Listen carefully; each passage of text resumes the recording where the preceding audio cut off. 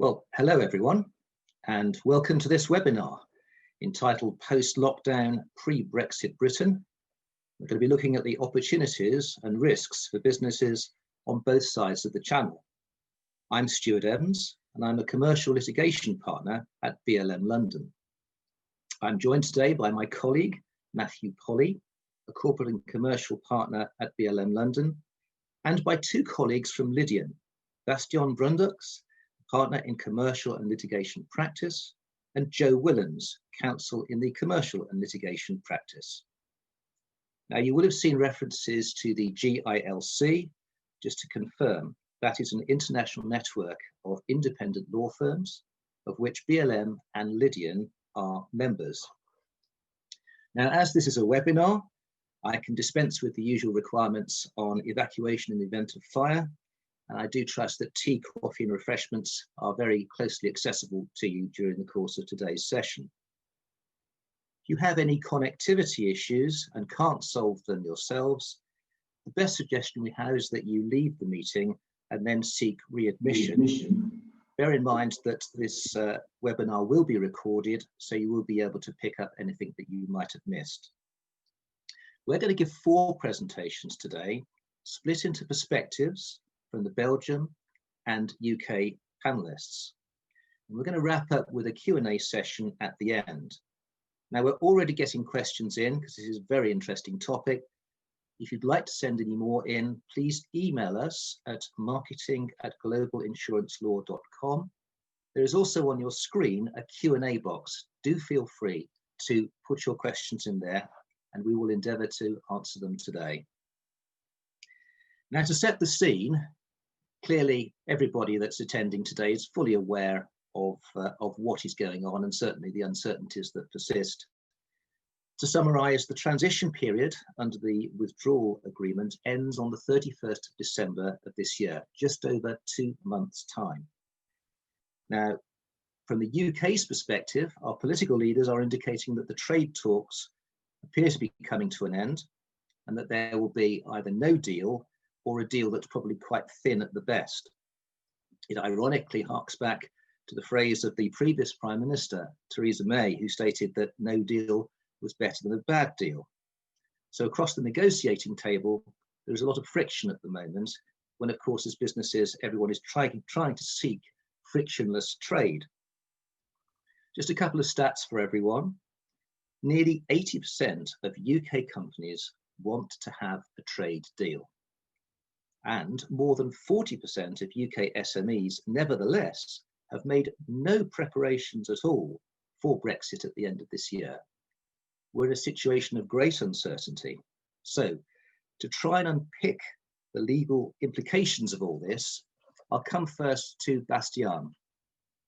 Now, Bastian is the head of information and communication technology and information governance and data protection teams at Lydian, which I'm sure keeps him very busy indeed. Bastian advises companies in a variety of sectors. As an expert in intellectual property, he addresses complex IP issues arising in ICT projects and tech-related transactions. He will speak now about data protection and trademarks from a Belgian perspective. Bastian, over to you.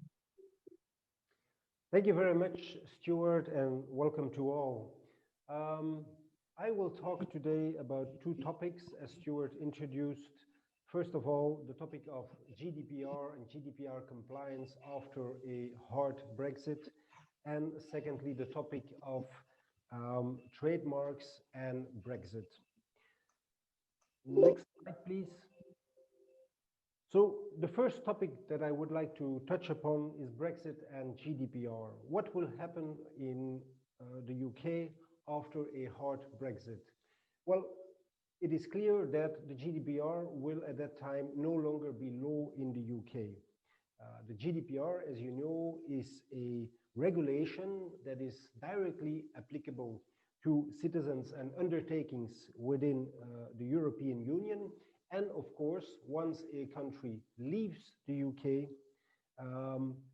the laws of the European Union, the laws of the European Union, including the GDPR, will no longer be applicable in the UK. There is, however, an intention of the UK government to implement the GDPR in UK law. Now, although it is clear that companies after a Brexit in the UK will no longer be subject to the GDPR, as such, there is, however, a risk for UK companies to still be subject to the UK due to the GDPR because of its extraterritorial application. As you know, Article 3.2 of the GDPR provides that in certain cases, even companies that do not have an establishment within the European Union may be subject to the GDPR. What are those circumstances? There are two of them. First of all, if you are a UK company without any European establishment, you may be subject to the GDPR when you offer goods or services within the European Union, that is to say, to citizens or to undertakings in the European Union. At that time, at that moment, GDPR will directly apply to you, even if you do not have an establishment within the European Union. And then there's the second possibility, the second case, where there is extraterritorial application of the GDPR, and that is the case where you, as a UK company, monitor data subjects within the European Union, even if you do not have a establishment within the European Union. In those two cases, the GDPR might still apply to you, even without having a European establishment. What does that mean in practice? Well, a couple of things. We are not exhaustive here, but first of all, think about the requirement of appointing an EU representative. Companies that are subject to the GDPR but that do not have an establishment within Europe have to appoint an EU representative according to Article 27 of the GDPR. Secondly, this may also have an impact on the selection of lead supervisory authority, because once the UK is no longer a member state of the European Union, the Information Commissioner's Office, the ICO, will no longer be able to act as a lead supervisory authority, meaning that companies that have currently the ICO as a lead supervisory authority may need to look for another lead supervisory authority.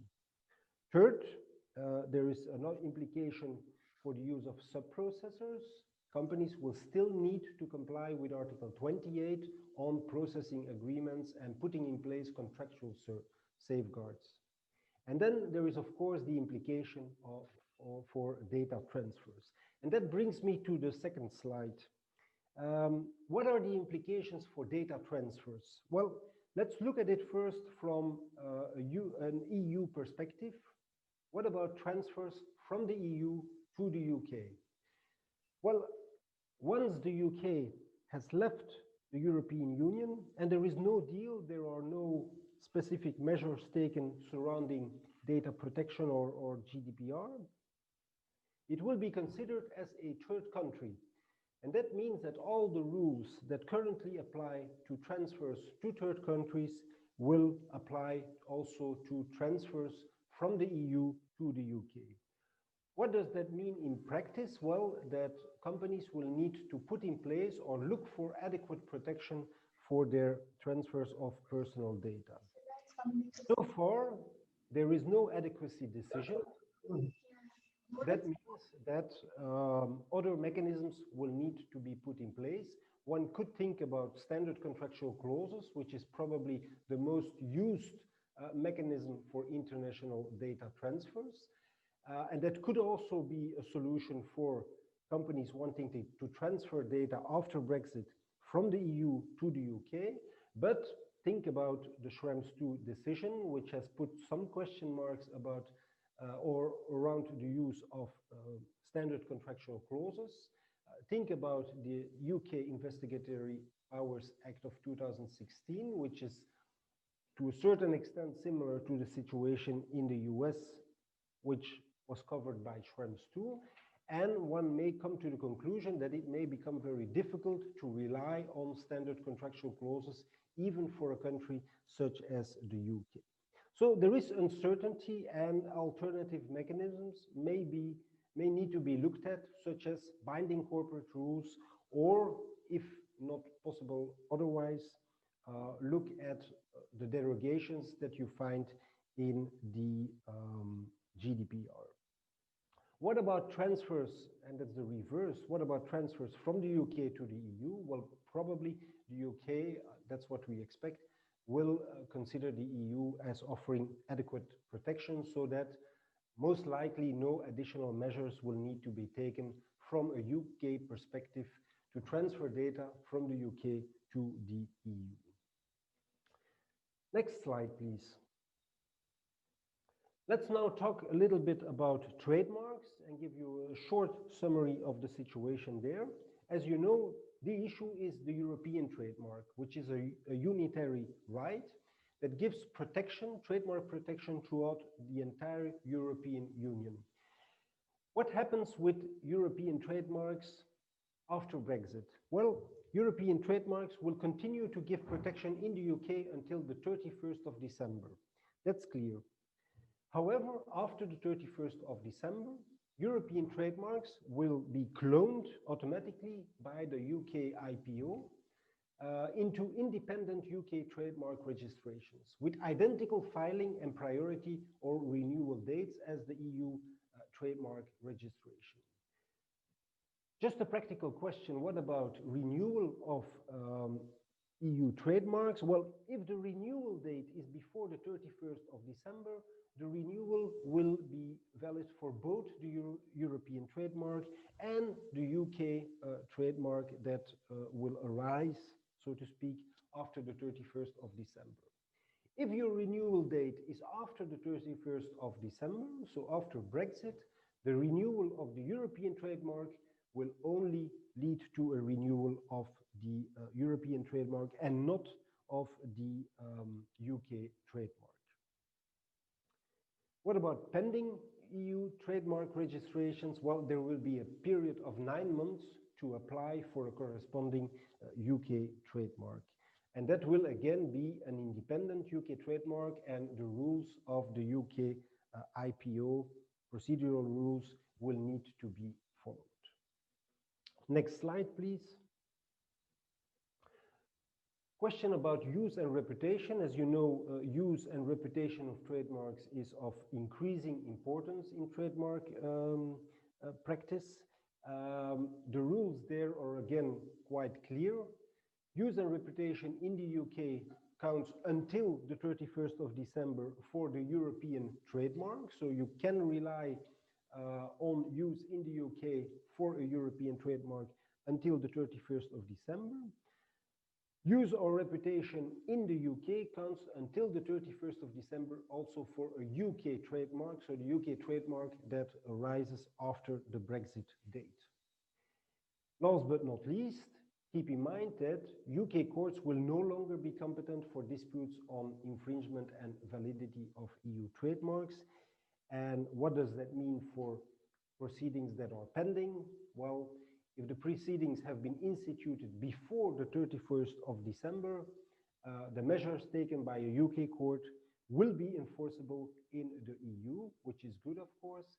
But secondly, take into account that pending cancellation actions against a EU trademark could impact a UK cloned right, so the right, the UK trademark that arises, so to speak, after the Brexit date. I think that is a fairly short summary of the situation from our perspective, from a Belgian and EU perspective, on, first of all, data protection, and secondly, trademarks. I'll give the word back to Stuart, who will now introduce, I think, the second speaker. Stian, thank you very much indeed for that. I'm going to pass now to Joe Willems. Joe specialises in commercial law and litigation and has extensive experience of acting for clients in strategically important disputes, which include those arising in the boardroom, protection of know-how and distribution laws. Joe has been watching Brexit very closely, and we'll be speaking today about contractual considerations and the enforcement of judgments post-Brexit from a Belgian perspective. Joe, the floor is yours. Thank you, Stuart, for this kind introduction. I will indeed tackle important issues like contractual considerations, what clauses should be maybe inserted in your agreements, as well as the enforcement of judgments. One thing before that is, of course, the jurisdiction of the courts, and that will also be influenced by a Brexit. That's what I will discuss from a Belgian perspective, but I'm already indicated that the UK and the Belgian perspective on these topics are not so different. So I will also tackle, I think, a little bit of the presentations of Stuart and Matthew, but we will tackle that afterwards.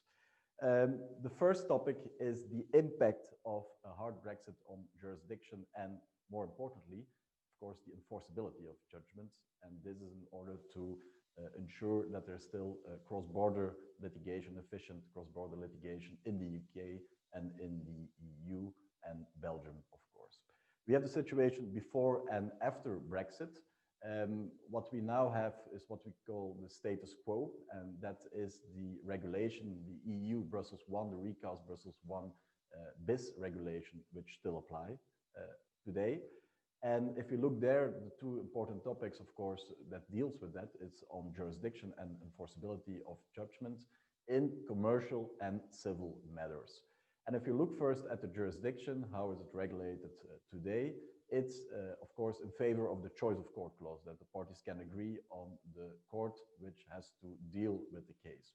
In the absence of such a choice of court clause, then the principle is that you have to sue the opponent or the other party before the domicile of the defendant in case of a company where the company has its premises. There are also other exclusive alternatives, jurisdiction grounds for consumers in employment cases, but that would bring us too far.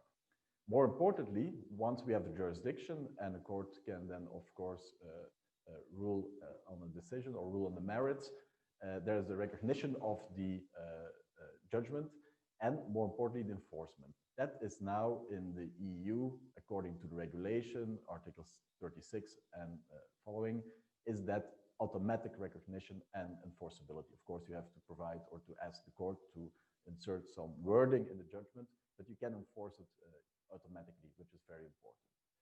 After a hard Brexit, and unfortunately we don't know yet what will happen on the end of the year, the 31st of December, but what we know is that the Brussels 1 bis regulation will cease to apply. That's end of transition period. So we know that we will be faced with possibly legal uncertainty, and of course the cross-border litigation, it will also be maybe not be so efficient, and we will have to prepare for that, and there will be risk for creditors all over Europe, not only in Belgium, not only in Europe, but also for creditors in the UK. So now we're looking at some alternatives, and that's on my next slide, in order to look at what we can do, what we can achieve, what the UK can achieve in order to make sure that there still be an efficient cross-border litigation. The first alternative is the Lugano 2007 Convention, which is in fact a mirror of the Brussels 1 bis regulation. And if you look at the parties, the EU member states, of course, UK will not be anymore a EU member state as of the 1st of January, and also the so-called EFTA states, Iceland, Norway, and Switzerland, with the exception of Liechtenstein. The big difference, there's no big difference in wording with regard to the Brussels 1 regulation, but one important fact, and that's important also for the UK, is that the case law of the European Court of Justice will not immediately have effect in the UK, and that the members of the Lugano Convention only have to pay due account to the case law of the Court of Justice. Another difference is that there's less importance for the choice of court clause in the Lugano Convention. So it means that a court which has exclusive jurisdiction according to the choice of court clause will not automatically be the first to deal with the case, and it can be like what's so-called Italian torpedo in legal wording, that another court can be also seized and that it will first deal or decide on its jurisdiction. That's possible, and that's of course a disadvantage because then you will be confronted with two possible pending proceedings, which also generate more costs and will also be time consuming. Another difference is with the Brussels I regulation, you have just a choice of court clause, and the court should be, of course, one of the courts of which is situated in the member states. Here in the Lugano Convention, it should be one party should have its premises domicile in the Lugano state, but also the court. So that's also a difference. The UK can decide to join it in its own rights, but that's up to the UK to decide. But not only up to the UK, it's also up to the other members of the Lugano Convention, where the UK can access the Lugano Convention. Another alternative is the Hague 2005 Choice of Court Convention. As the convention, the title of the convention already says, it's limited to choice of court clause. It's not extended to consumer problems or to employment issues. So it only gives effect to choice of court clauses. But of course, also the UK should request accession in order to join this convention. What we know from now is that also the UK has prepared for that and in September already adopted an instrument, and that by the end of the transition period, if there's no agreement on the so-called Brussels I regulation or the Lugano Convention, that this Hague 2005 Convention will apply. So this means that choice of court clause in favor of UK courts remain valid, and they can also be applied. We also have the Hague 2019 Convention, which has a more broader scope. It also includes employment and consumer contracts, and it's also possible that the UK will also access this or join this convention because it's more of a sort of combination of the Hague 2005 or continuation of the Hague 2005 Convention. So this is certainly also a possibility. What is the next slide, please? What are now the limiting any adverse effects? What we provide now is that, of course, take into account that the Hague 2005 Convention will, in any event, apply as of the 1st of January. That's incorporating an exclusive jurisdiction clause in the agreement, because that will survive a Brexit, a hard Brexit or a soft Brexit. Another thing to consider already right now, to be proactive, is when you're confronted with a debtor in the UK or in the EU, is also take into account that the enforcement of the judgment may be jeopardized, and that it's better to seek advice on domestic law enforcement procedure. We have recently dealt with the enforcement, recognition enforcement of a judgment which was rendered in Jersey, and I can tell you from a Belgian perspective that it's very difficult to enforce such a judgment, as the opposing party, the Belgian resident, can oppose to that, and you're easily again in a discussion on the merits. So it's better to avoid that and to be proactive and see what are the possibilities. Last thing is to incorporate an arbitration clause in the agreement. The arbitration, the UK, Belgium, and most of the EU member states are part of the New York Convention arbitration. So this arbitration clause will still have effect. So it's a possibility, and for companies, I think a way to consider to insert an arbitration clause in the agreement, to renegotiate the agreement, and to insert such an arbitration clause and maybe replace the old jurisdiction clause referring to the courts. Second topic is, of course, we have the jurisdiction, but we also have the determination of applicable law. This is less complex because we have there also the status quo. This is the Rome I, the Rome II regulations, which apply respectively to contractual and non-contractual regulations. There also the principle is the choice of law. The choice of law principle that the parties can choose which law will apply to their agreement. If it's not in the absence thereof, and that often happens, or that it's not valid because it's included in terms and conditions, which cannot be opposed to another party, which has not been sent, then it's the domicile of the party who affects the most characteristic performance. In the case of a sale, it's a seller. In the case of delivery of service, it's a service provider. Non-contractual obligations is the place of harm. Place of harm. We have also We can dedicate the whole webinar on the definition of harm. It's a harmful event.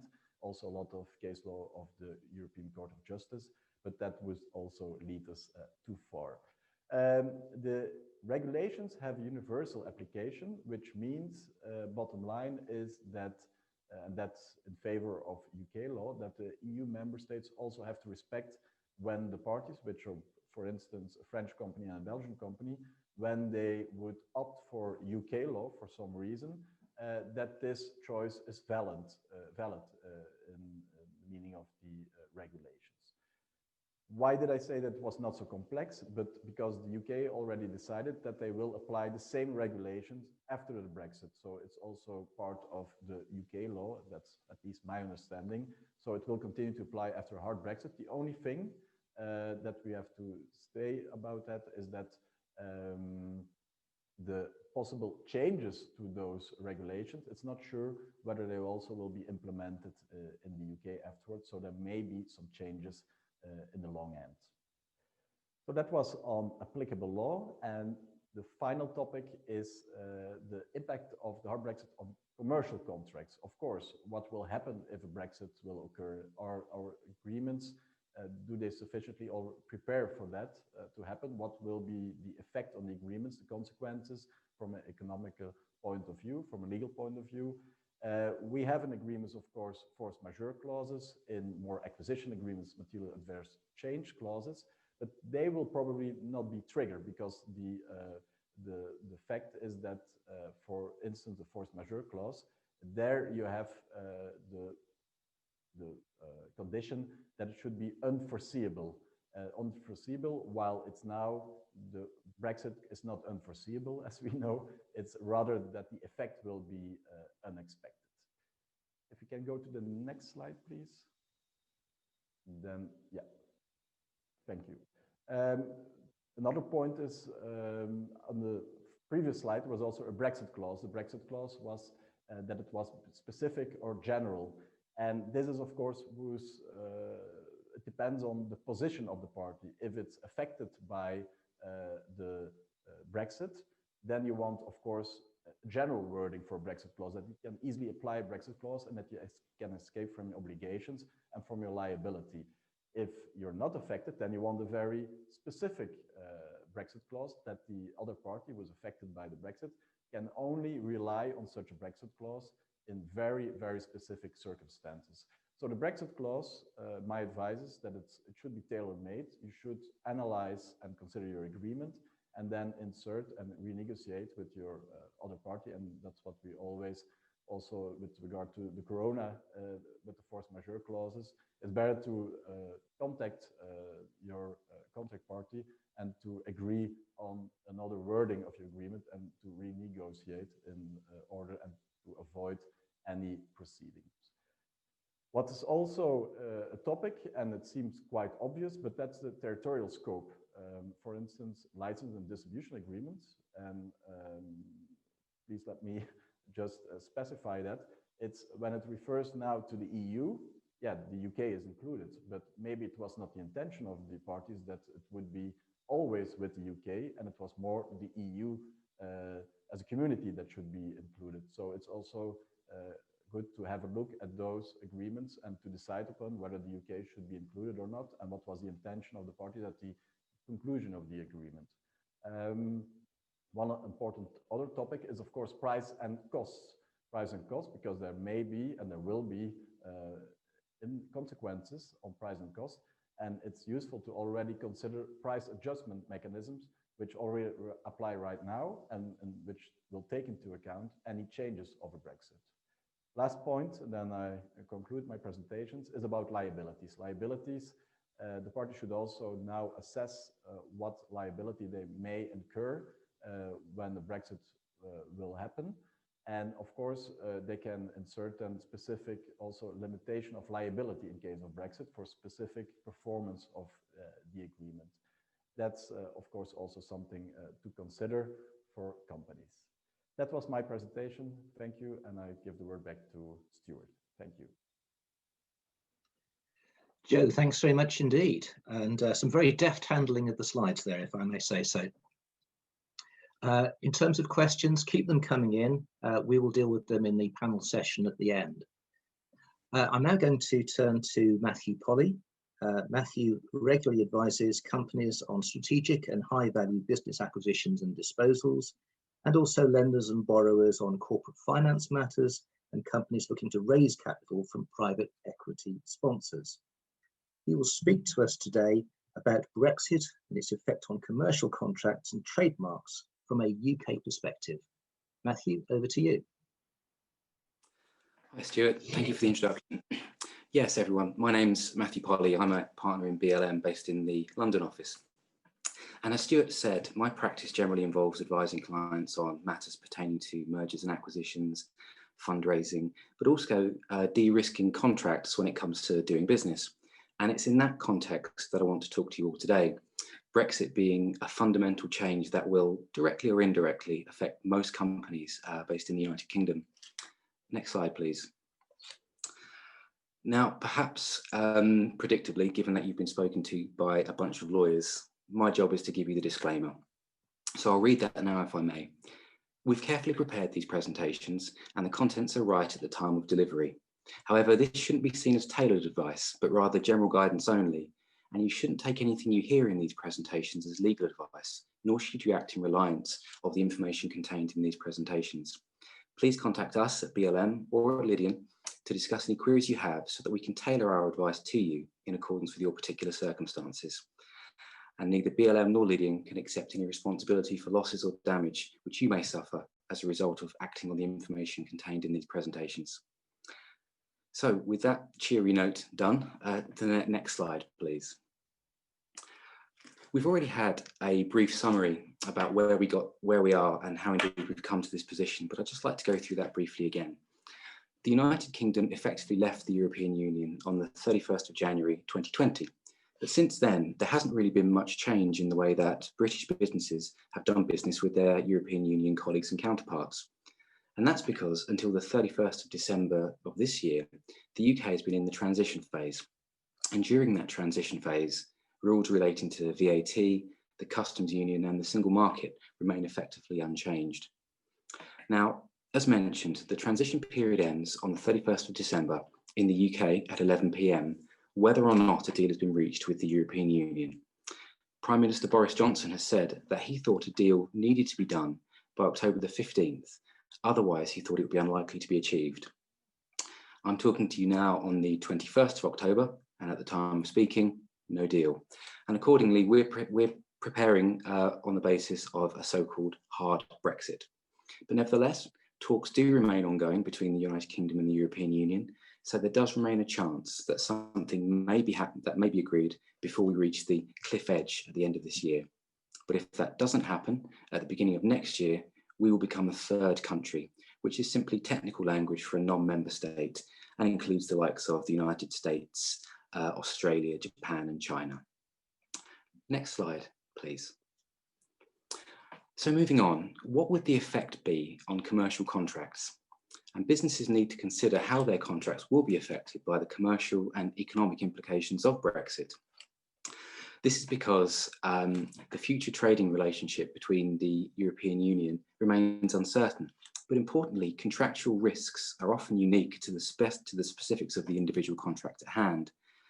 And for that reason, it's probably unlikely that there is a one-size-fits-all analysis that can be deployed when it comes to risk assessing your contracts. Brexit can have a significant impact on the commercial substance of your agreements, and the ramifications for the parties is likely to turn on the interpretation of that contract.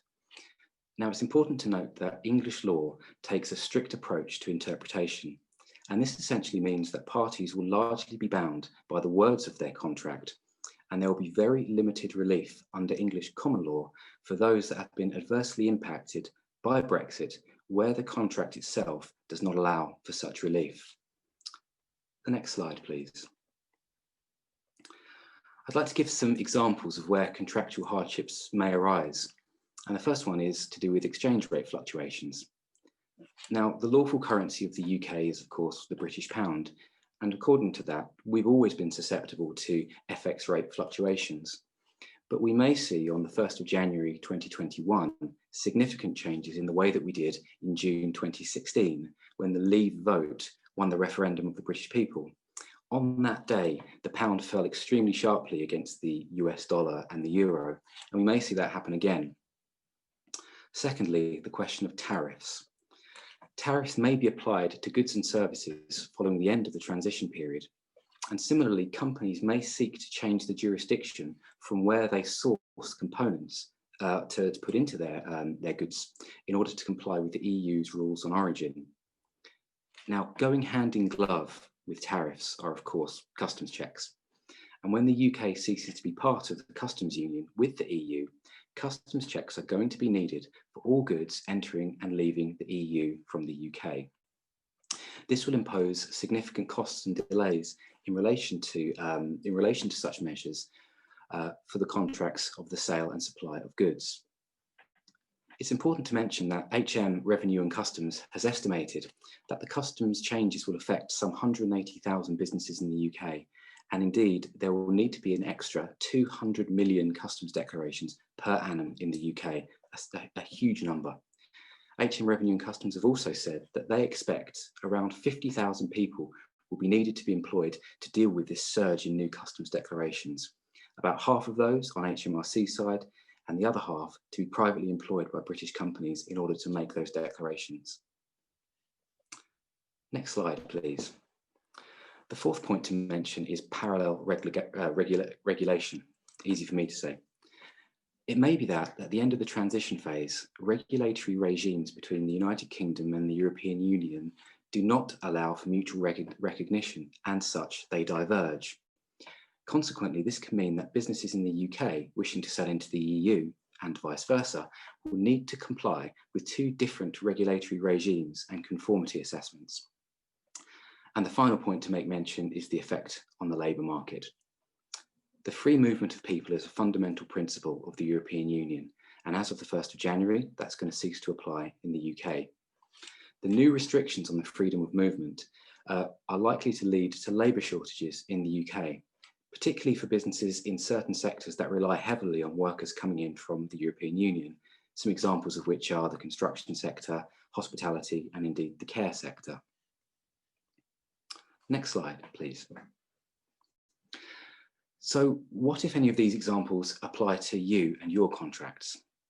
Such hardships caused by Brexit may lead to a contract becoming loss-making or significantly more difficult to perform. But as I've mentioned, the mere fact that Brexit has introduced these hardships is unlikely to be sufficient to allow the party that's suffering the hardship to obtain relief from them unless the contract expressly contains relief provisions. And significantly, and as Joe has outlined, it's very unlikely that a party will be able to rely on a force majeure clause to seek relief from the hardships created by Brexit. This is because relief under a force majeure clause is ordinarily limited to obligations rendered impossible to perform, whether actually or legally, as a result of the force majeure event. So something which Brexit would not apply to. Next slide, please. So really, the best way to protect yourself from such hardships is to cater specifically for those events in your contracts. We're advising clients and companies to try and future-proof their contracts if they haven't done so already. Now, naturally, the ability to incorporate all of these measures is going to depend on your particular circumstances, but future-proofing new contracts are likely to include the inclusion of Brexit clauses. Now, what is a Brexit clause? Essentially, it's a clause in a contract which can be invoked by a party to that contract where Brexit triggers some change in the party's rights or obligations under the contract. So, for example, Brexit may change the tariff arrangements or oblige the following of new customs procedures by one or both parties to the contract.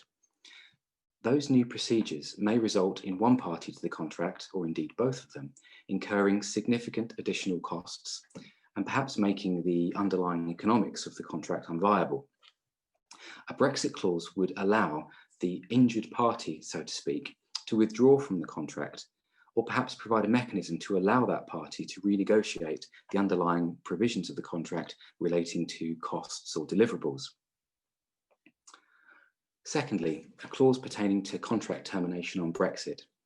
Such a provision could be included in a contract to allow one party to have the right to terminate at the end of the transition phase in the event of a no-deal Brexit or a hard Brexit.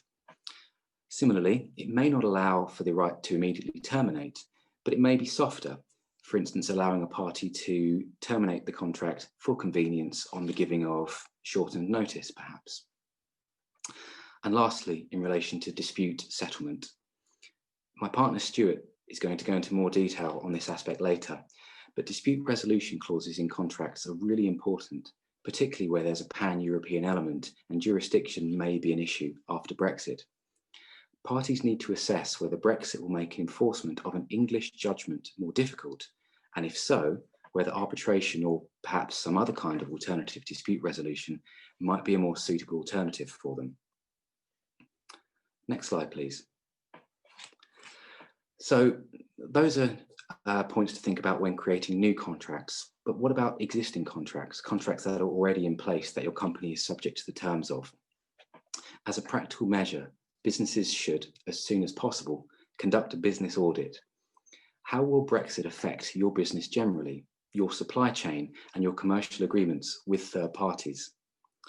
You need to assess your contracts, specify and identify the contracts which are key to your business, renew them carefully, and risk assess whether they provide sufficient protection to some of the practical hardships that Brexit might throw up, the hardships that we've been through already today.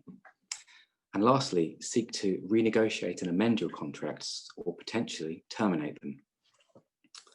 If your contracts are silent on the issue of Brexit and a risk assessment indicates a real vulnerability to its impact, you should seek to renegotiate and amend those commercial terms. If you're not successful in renegotiation or amendment, think about whether or not the contract ought to be terminated to protect you from being in breach of an obligation later on down the line. As a general point, it's probably worth saying that renegotiations now are probably more attractive to both parties to a contract for so long as the consequences of Brexit remain unclear. Next slide, please. So with that whistle-stop tour of contract hardship done, I'd like to quickly turn to the subject of intellectual property.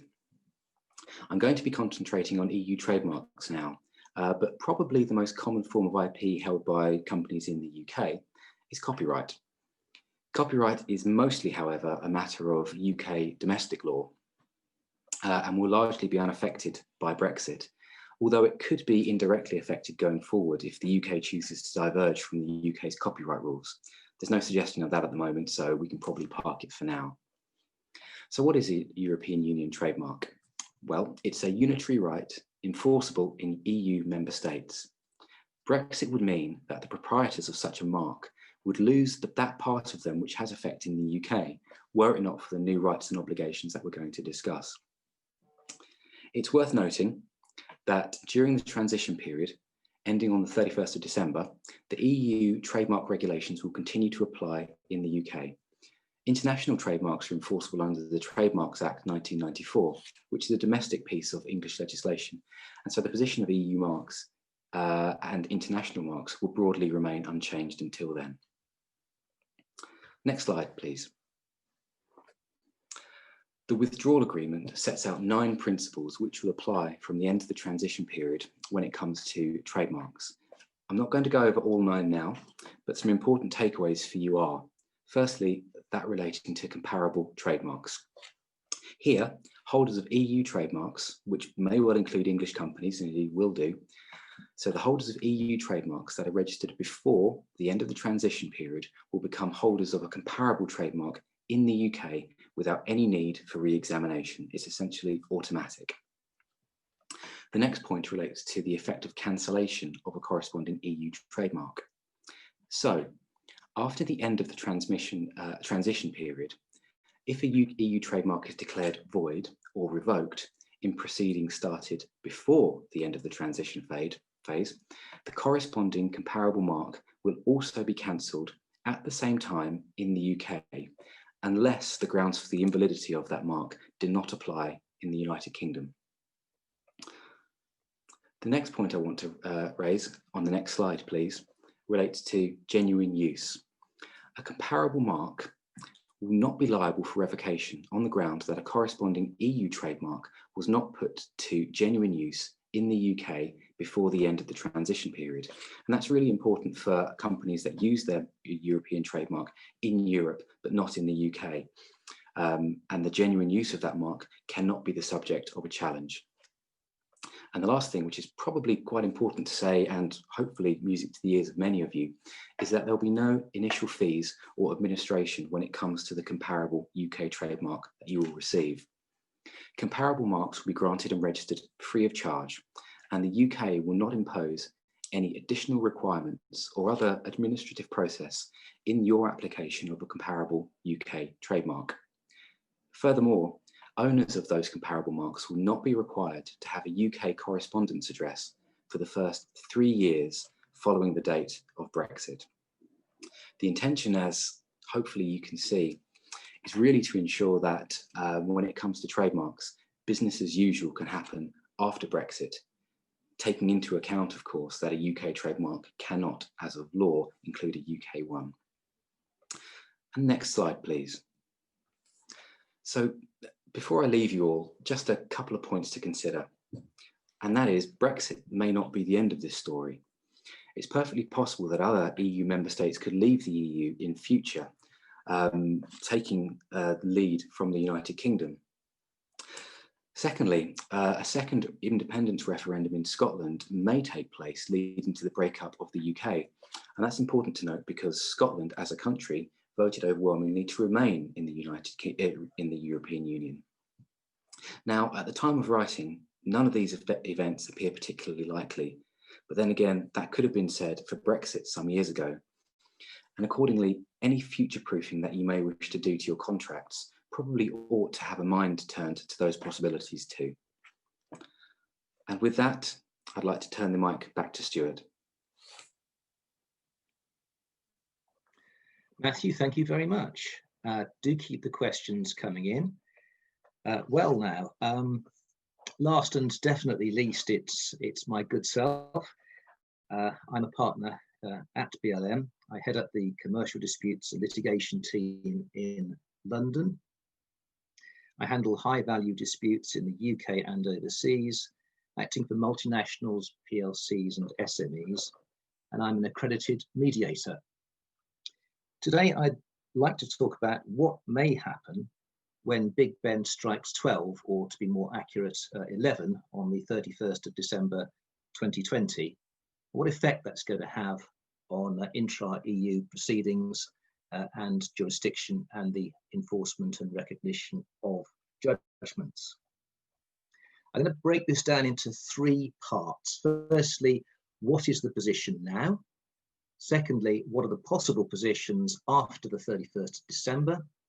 And finally, what steps may be taken in anticipation of those positions? And I think we'll find my main argument for you is going to be, and without wishing to sound self-serving, it's a very fluid, fast-moving situation. Take advice as and when you need to take steps. So with that, could we have the next slide, please? Now, you've already heard from Joe on how the Brussels recast regulation works, and I can entirely endorse that. And the reason we can do so is that there is symmetry. There is reciprocity between the UK and fellow EU members at the moment. And as a result, we've got a simplified procedure for the recognition and enforcement of judgments in EU member states. If it applies, jurisdiction is automatic. There's no discretion of the court to decide what is not an appropriate forum, and there's no need to seek permission to serve out. So at the moment, things are steady under the Brussels recast, and that remains the position until the 31st of December this year, which is the end of the transition period under the EU withdrawal agreement. Now, English judgments can also be enforced in certain EFTA states, Iceland, Norway, and Switzerland, pursuant to the Lugano Convention. Now, the EU withdrawal agreement at Article 67 provides that in the UK and in EU member states in situations involving the UK, the Brussels recast will continue to apply for the limited purpose of recognition and enforcement of judgments where legal proceedings were instituted before the end of the transition period. What that means is that judgments will be recognised under Brussels recast, provided proceedings applicable to them were commenced before the end of this year. And this is already a question I'm starting to be asked. I had an inquiry recently from a client who was looking to take proceedings against a company in mainland Europe, effectively saying, should I sue now or should I wait? Now, of course, everything is nuanced by commercial and other tactical considerations, but if you want the certainty and predictability of the cocoon of the Brussels recast, you should very strongly consider about taking those proceedings before the end of the year. There may be some advantages to you waiting and seeing what happens, or perhaps using the common law provisions that we'll come to. But my feeling is that as a rule of thumb, if you've got the desires to take proceedings against another party in mainland Europe, you may well want to take advice and consider whether you get them up and running before the end of this year. Next slide, please. Now, what's the position after the 31st of December? Well, there is that loss of reciprocity, and there's going to be no bespoke agreement with the EU. So if there's no deal, we have to assume that there is no arrangement that is automatically going to be reached over jurisdiction and the recognition and enforcement of judgments. Article 67 of the Withdrawal Act will no longer apply, and the Brussels recast will no longer be applicable, and the common law and jurisdictional gateways under the English civil procedure rules will apply instead. Now, under those common law and jurisdictional gateways, jurisdiction is based on really on the grounds for service out and will become less predictable. Next slide, please. Now, as has already been mentioned by Joe, you've got an alternative, which is the Hague Convention on Choice of Court Agreements 2005, which has been in force from the 1st of October 2015. Now, this covers written agreements covering international commercial transactions where the parties have chosen a specific state to have jurisdiction. Now, until now, this really only applied to non-EU members because, of course, we've relied predominantly on the Brussels recast. The non-EU members are Singapore, Mexico, and Montenegro, which may well be countries that you'd like to draw in your group in the next World Cup. Now, the problem with the Hague Convention is that it has to apply. So asymmetric clauses will not be recognised. That means if you've got an agreement where, for example, the lender can take proceedings in one jurisdiction but not the borrower, that's an asymmetric clause. That's out of the Hague Convention. Non-exclusive clauses, such as the courts of England and Wales having non-exclusive jurisdiction, will also not be recognised. The other wrinkle is that the EU has indicated that it might reset the position after the UK accedes to the Hague Convention in its own right, and it might not recognise exclusive choice of court agreements between the 1st of October 2015 and the 31st of December 2020. Now, that could be problematic until such time as there is agreement reached on that. We do have a situation at this point where, in terms of intra-EU proceedings, courts in mainland Europe that are EU members are going to be still looking primarily to the Brussels recast. And in terms of enforceability, I can see the prospect of more separate enforcement proceedings being required. And that's going to create pockets of enforceability risk. Now, if you look at the situation involving, for example, the US, where there's no bilateral enforcement treaty, I'm often asked by clients, well, surely it's a matter of rubber stamping. Well, no, it isn't. In the US states, it very much depends whether you're going to get that through or whether there'll be perceived defects in due process or interstate commerce rules or federal laws or otherwise that are going to complicate matters. And that's the risk we're going to find here if a solution isn't found. Next slide, please. Now, if there is a deal, it looks as though there'll be a compromise probably around an existing framework. The indications are amongst the legal community here is that this will be by way of accession to the Lugano Convention 2007 by the UK in its own right, and Joe has already covered that. Now, it's like the Brussels recast because it's designed for the mutual recognition of judgments. But Lugano, unfortunately, may be similar, but it is chunkier than the Brussels recast, and it is more costly and time-consuming than Brussels recast, with a greater chance of parallel proceedings. And the EU has not yet agreed, very importantly, to the UK's accession to Lugano in its own right. So you could have an unwelcome hiatus period where there's still going to be some uncertainty. The views here are that Lugano is probably the best solution we can hope for, but it's a workable but, in quotes, inferior solution. And recognition, unlike under Brussels recast, is not automatic.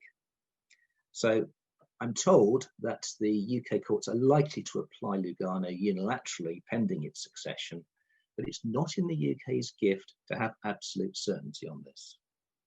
Next slide, please.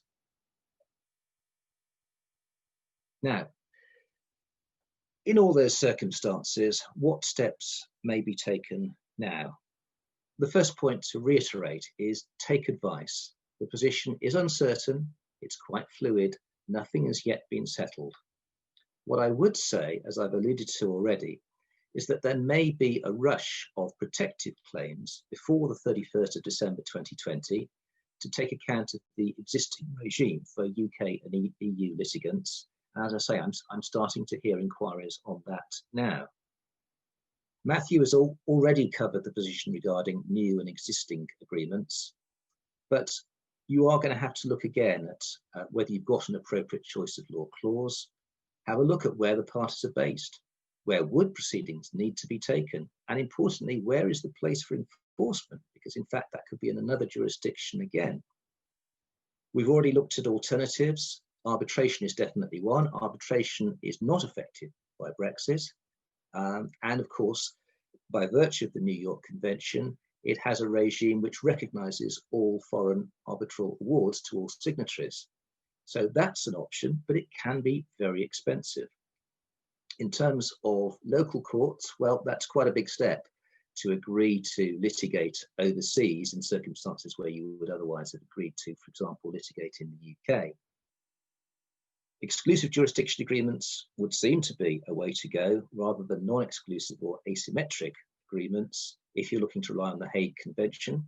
But as I've said, there are potential issues with that, and you might need to consider reinstating exclusive choice of law clause, choice of jurisdiction clauses that were entered into before the end of this year. Next slide, please. So the feeling here, in broad terms, is that Lugano is probably the best solution we're going to get. It's not ideal, but it should be a relatively soft landing. Having spoken and listened to the policy advisor for the Law Society based in Brussels, they seem to indicate that if everyone signed up to Lugano, everyone will consider themselves bound, and there should be, by and large, compliance. So that's a relatively soft landing. The Hague Convention, yes, that may have some application where you have exclusive choice of court agreements, but just be wary at the moment of this EU reset position, which may complicate matters. Now, if we're stuck back at the worst case scenario of common law and the jurisdictional gateways, well, we'll live with it, because actually that's what we do with most countries that are outside the ambit of Brussels recast. But do bear in mind that at this stage, if that were to happen, you're going to see more mischief. We're going to see possibly the return of what's called the Italian torpedo, where in breach of an exclusive choice of court clause, where, for example, England has exclusive jurisdiction, there are proceedings commenced elsewhere. That will lead to preemptive proceedings like the anti-suit injunctions or applications for negative declarations. And bear in mind also that in this scenario, the English and EU state courts will no longer be bound by lis pendens, which of course gives primacy to the chosen EU court. So it's going to need for much, much greater scope of advice in different jurisdictions. the best I think we can say for now is keep in touch. Keep watching out for the updates that BLM and Lydian will wish to give on these subjects, so we can keep you advised as to the position both leading up to the 31st of December and beyond. But above all, these are points to look at, yes, but don't look at them in isolation. We fully appreciate that disputes have to be viewed in the context of overall commercial considerations, risk assessments and tactics. And that from that perspective, it is part of the overall matrix which applies to your particular matter. And it's really important that you get the right and, very importantly, timely advice on that. I was just going to leave on a couple of points, which is firstly in terms of service.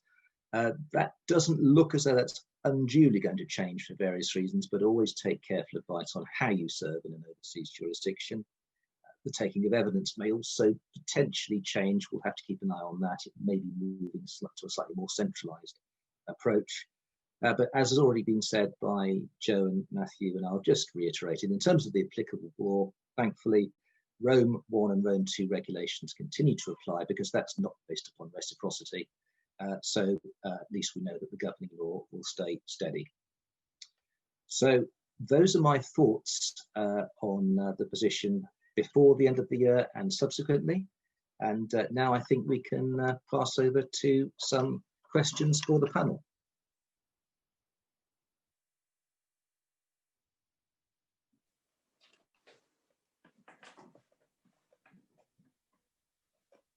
Right, does anybody want to go with questions that they've picked up so far?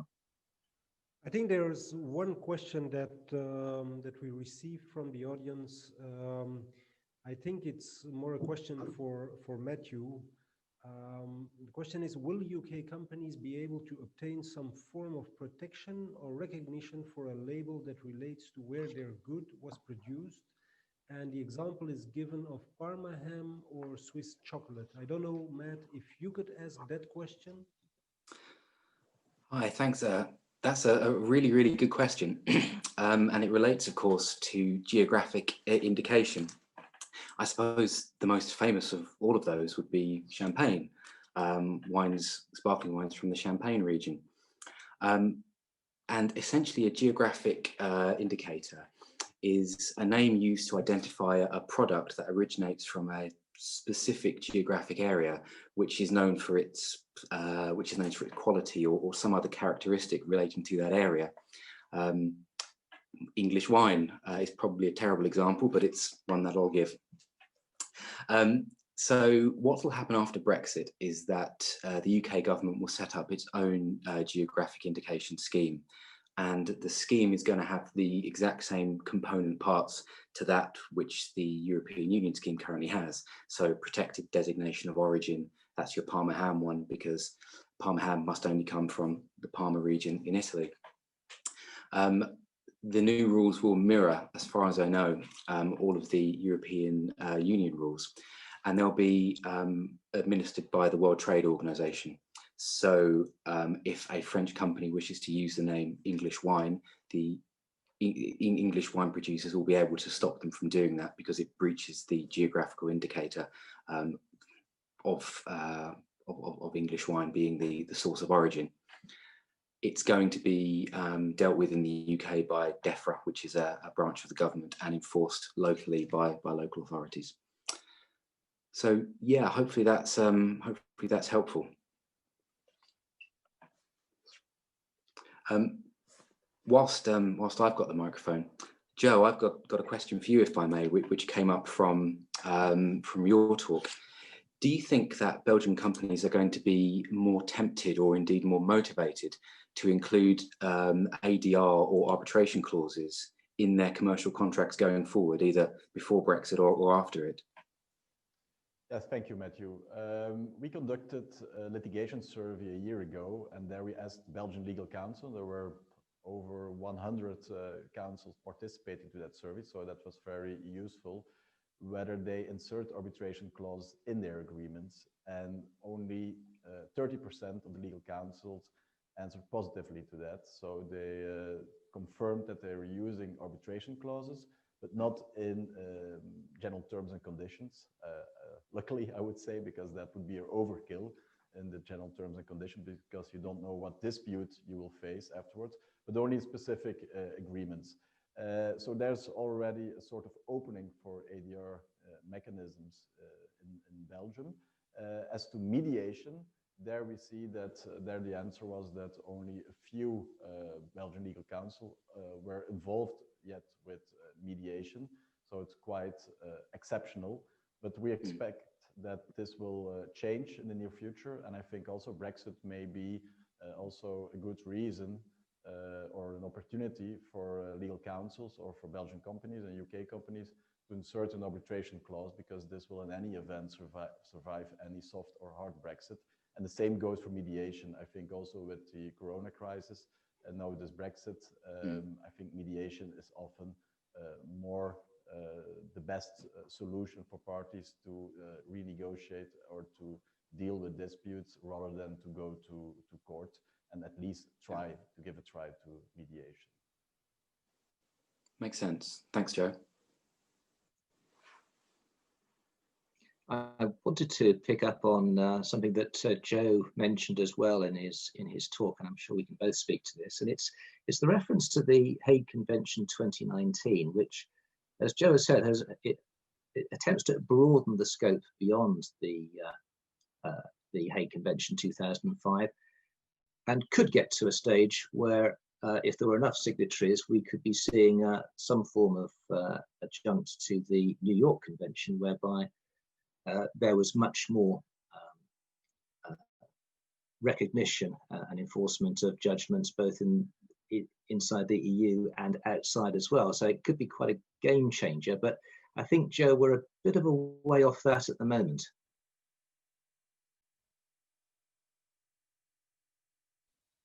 Yes, I think also that was also my understanding, that it will not be an easy task for the UK to join the convention, and that you will more likely rely on the Hague Convention of 2005 as of the 1st of January, and that although it has a broader scope, but at least we will have then the certainty that the choice of court clauses will survive the Brexit, and I think that's the most important thing.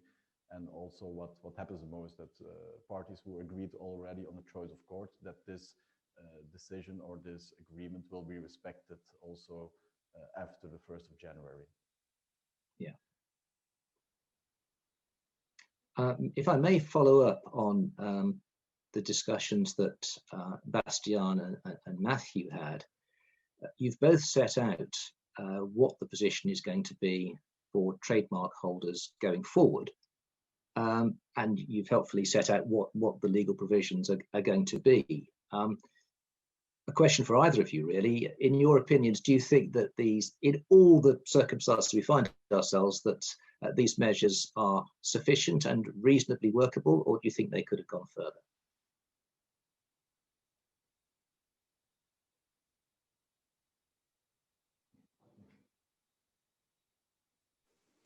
Bastiaan, if you'd like to take the lead on this one. Yes, maybe just a very short answer. I think the rules that have been laid down now and the arrangement that has been made are indeed workable.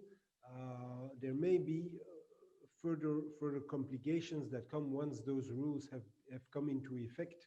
So after the 31st of December. So I think it will need to be seen. I think a lot of attention has been paid to a number of details, like usage of trademarks, like the automatic conversion, so to speak, of European trademarks into a UK trademark. But most probably we will come to see the issues really after Brexit has taken place, and then probably we will find some issues that have not been dealt with, and then probably either the parties or the courts will need to be creative in finding their solution. Yeah, just very briefly to add to that, which I completely agree with. the effect of Brexit, of course, on trademarks will be in the long term to increase administration for holders of portfolios of marks. I think the rules as they are at the moment, the automatic granting of a comparable right, is really, really helpful and really useful, because it means that people don't need to rush to register a UK mark come Brexit, and they've got the confidence and the safety and the knowledge that they'll be given that mark as a matter of right. And people that hold a portfolio of European marks where they are registered on the continent won't have to have an English address for service for a few years after, and that's really helpful. But obviously the implication comes after Brexit for an individual that wishes to record a mark, a new mark, should I say. They will then have to go down the route of registering in England and the European Union, because they won't be able to take the benefit of an existing European mark and the comparable giving of a UK one by automatic right. So yeah, I think the rules at the moment go probably about as far as they probably can to take into account the need to mitigate hardships on existing trademark owners. But going forward, there's just going to be a lot more for new marks and new mark holders to have to do. Okay. Well, we're very grateful for the questions that have come in today, but I'm going to invite any member of the panel to jump in at this stage to add any particular final comments they might have as takeaways from today for our attendees.